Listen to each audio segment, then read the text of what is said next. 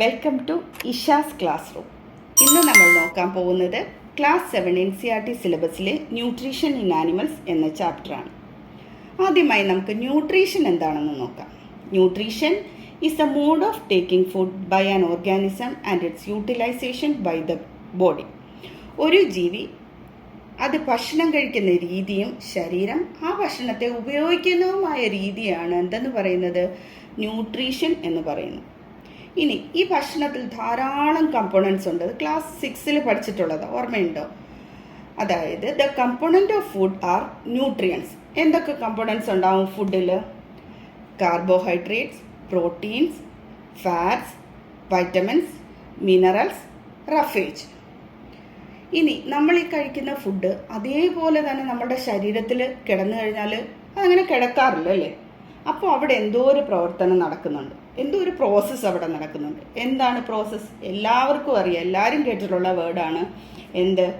Digestion. The break down of complex components of food into simpler substance is called digestion. Complex ആയിട്ടുള്ള ഫുഡിനെ, നമ്മൾ കഴിക്കുന്ന ആ complex ഫുഡിനെ സിംപ്ലർ സബ്സ്റ്റൻസ് ആക്കി മാറ്റുന്നു. എന്തിനു വേണ്ടി? നമ്മുടെ ശരീരം എനർജി റിലീസ് ചെയ്യുന്നതിന് വേണ്ടി. അങ്ങനെ സിംപ്ലർ സബ്സ്റ്റൻസ് ആക്കി മാറ്റുന്ന പ്രോസസ്സിനെയാണ് ഡൈജഷൻ എന്ന് പറയുന്നത്. നിങ്ങളുടെ ടെക്സ്റ്റ് ബുക്കിൽ അതിനൊരു പിക്ചർ കൊടുത്തിട്ടുണ്ട്, കോംപ്ലക്സ് സബ്സ്റ്റൻസിനെ സിംപ്ലർ സബ്സ്റ്റൻസ് ആക്കി മാറ്റുന്നത്. For example, the components of food such as carbohydrates are complex substance. നമ്മൾ കഴിക്കുന്ന ചപ്പാത്തി, പൊട്ടറ്റോ, റൈസ്, അതിലൊക്കെ എന്താണ്? നിറയെ കാർബോഹൈഡ്രേറ്റ് ഉണ്ട്. അതിനെ എന്ത് ചെയ്യുന്നു? നമ്മളുടെ ശരീരം അക്സെപ്റ്റ് ചെയ്യുന്ന വിധത്തിൽ അതിനെ ഗ്ലൂക്കോസ് ആക്കി മാറ്റുന്നു. അങ്ങനെ ഒരു സിംപ്ലർ സബ്സ്റ്റൻസ് ആക്കി നമ്മുടെ ശരീരം അതിനെ അക്സെപ്റ്റ് ചെയ്യുന്നു. അടുത്തതായി നമുക്ക് ടോപ്പിക്കിലേക്ക് തിരിച്ചു വരാം. എന്താണ് animal nutrition? Animal nutrition includes nutrient requirement, mode of intake of food and its utilization in the body. ഒരു ആനിമലിന് അതിൻ്റെ ശരീരത്തിൽ ആവശ്യമായ ന്യൂട്രിയൻസിൻ്റെ റിക്വയർമെൻറ്റ്സ്, അതുപോലെ തന്നെ അത് കഴിക്കുന്ന രീതി. പല ആനിമൽസും പല രീതിയിലല്ലേ ഫുഡ് കഴിക്കുന്നത്, അതൊക്കെ എല്ലാവർക്കും അറിയാവുന്ന കാര്യമാണ്. Mode of taking of food and its utilisation. ആ കഴിക്കുന്ന ഫുഡ് അതിൻ്റെ ശരീരത്തിൽ എങ്ങനെ യൂട്ടിലൈസ് ചെയ്യുന്നു എന്നതുമാണ് എന്താണ് ആനിമൽ ന്യൂട്രീഷൻ എന്ന് പറയുന്നത് കൊണ്ട് ഉദ്ദേശിക്കുന്നത്. ഇനി പലതരത്തിലല്ലേ ഫുഡ് കഴിക്കുന്നത്? എങ്ങനെയാണ് ഫുഡ് കഴിക്കുന്നത്? Different ways of taking food. എന്തൊക്കെ വേയ്സ് ആണ്?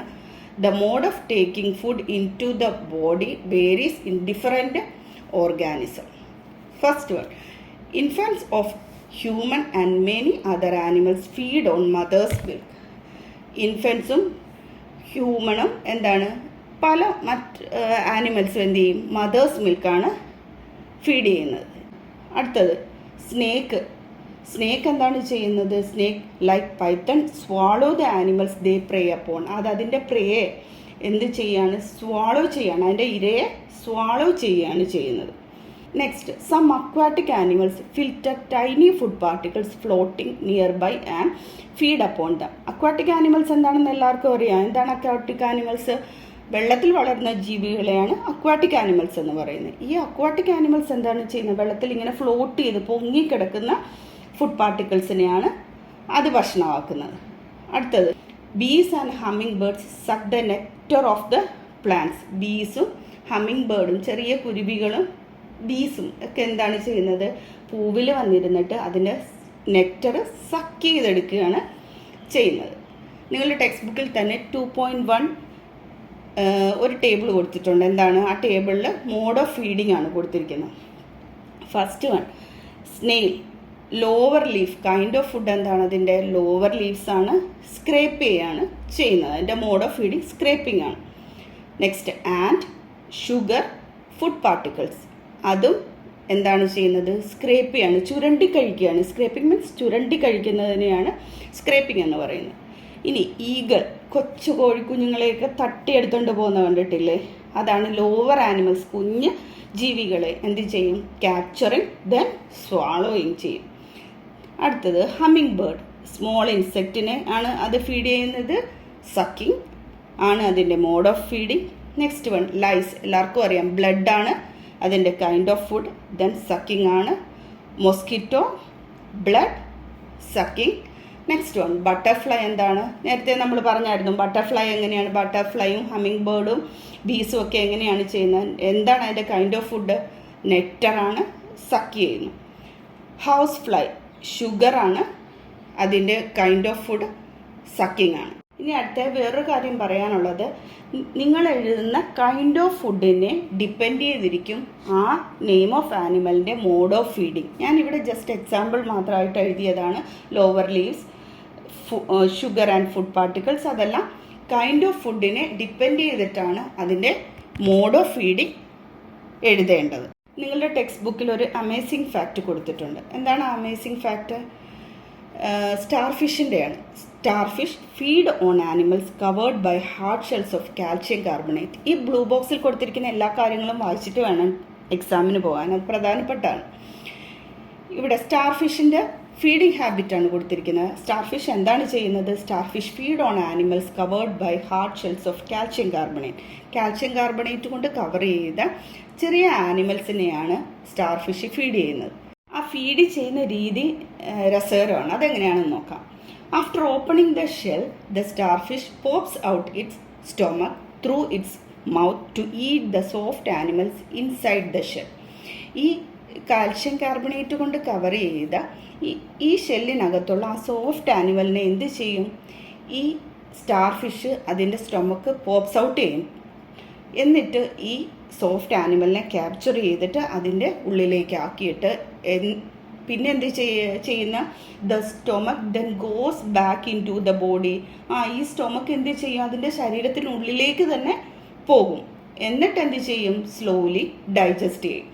ശരീരത്തിന് പുറത്തേക്ക് ആദ്യം പോപ്സ് ഔട്ട് ചെയ്യും അതിൻ്റെ സ്റ്റൊമക്കിനെ, ദെൻ ക്യാപ്ചർ ചെയ്യും, then goes back, then slowly digested. ഇതാണ് ഒരു അമേസിങ് ഫാക്ടറായിട്ട് സ്റ്റാർഫിഷിൻ്റെ ഫീഡിങ് ഹാബിറ്റ് കൊടുത്തിരിക്കുന്നത്.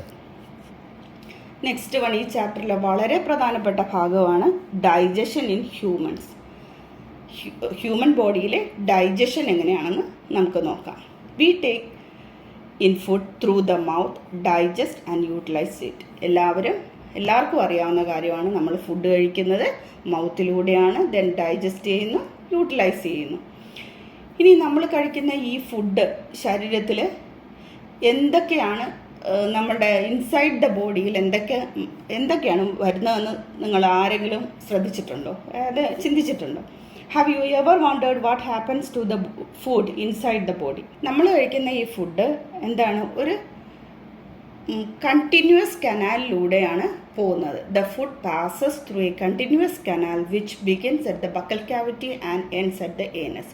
ഒരു കണ്ടിന്യൂസ് കനാലിലൂടെ നമ്മൾ കഴിക്കുന്ന ഫുഡ് പോകുന്നു. ബക്കൽ ക്യാവിറ്റിയിൽ തുടങ്ങി ഏനസിൽ എൻഡ് ചെയ്യുന്ന ഒരു കണ്ടിന്യൂസ് കനാലിലൂടെയാണ് നമ്മളുടെ ഫുഡ് പാസ് ചെയ്യുന്നത്. ഈ കനാലിനെ വേരിയസ് കമ്പാർട്ട്മെൻ്റ് ആയിട്ടാണ് ഡിവൈഡ് ചെയ്തിരിക്കുന്നത്. അത് ഏതൊക്കെയാണെന്ന് നമുക്ക് നോക്കാം. First one buccal cavity or mouth ആണ്. Then food pipe, oesophagus, stomach, small intestine, large intestine, rectum, anus. These parts together form the elementary canal or digestive tract. ഈ കണ്ടിന്യൂസ് കനാലിനെ ഡിവൈഡ് ചെയ്തിരിക്കുന്ന ഈ പാർട്സിനെ എല്ലാം കൂടെ ചേരുന്നതാണ് elementary canal or digestive tract. വളരെ പ്രധാനപ്പെട്ട question ആണ്, എക്സാമിന് ചോദിക്കും അത്. ഇനി ഈ ഡൈജസ്റ്റീവ് ട്രാക്ട് കൂടാതെ 3 ഗ്ലാൻസ് കൂടെ നിങ്ങൾക്ക് പഠിക്കാനുണ്ട്. അത് ഏതൊക്കെയാണെന്ന് നോക്കാം. 3 main digestive glands. They are salivary glands, the liver and the pancreas. ഇവരെന്താണ് ചെയ്യുന്നത്? They secrete digestive juice. ഈ ഡൈജഷനെ സഹായിക്കുന്നതിന് വേണ്ടിയിട്ടുള്ള ഡൈജസ്റ്റീവ് ജ്യൂസസിന് സെക്രീറ്റ് ചെയ്യുകയാണ് ചെയ്യുന്നത്. Digestive system, the digestive tract and the associated gland together constitute the digestive system. Elementary canal or digestive tractum ഈ ഗ്ലാൻസും കൂടെ ചേരുന്ന ആ ഒരു സിസ്റ്റത്തിനെ വിളിക്കുന്ന പേരാണ് ഡൈജസ്റ്റീവ് സിസ്റ്റം. പാർട്ട് 1 നമുക്ക് അപ്പോൾ ഇവിടെ വെച്ച് വൈൻഡപ്പ് ചെയ്യാം. പാർട്ട് 1 വൈൻഡപ്പ് ചെയ്യുന്നതിനേക്കാളും മുൻപേ ഞാനൊരു ക്വസ്റ്റ്യൻ ടൈം ഇട്ടിട്ടുണ്ട്. എല്ലാവരും ആ ക്വസ്റ്റ്യൻ ടൈം ചെയ്യുക. പാർട്ട് 2 ആദ്യം നമുക്കത് ഡിസ്കസ് ചെയ്യാം. So stay tune. Thank you.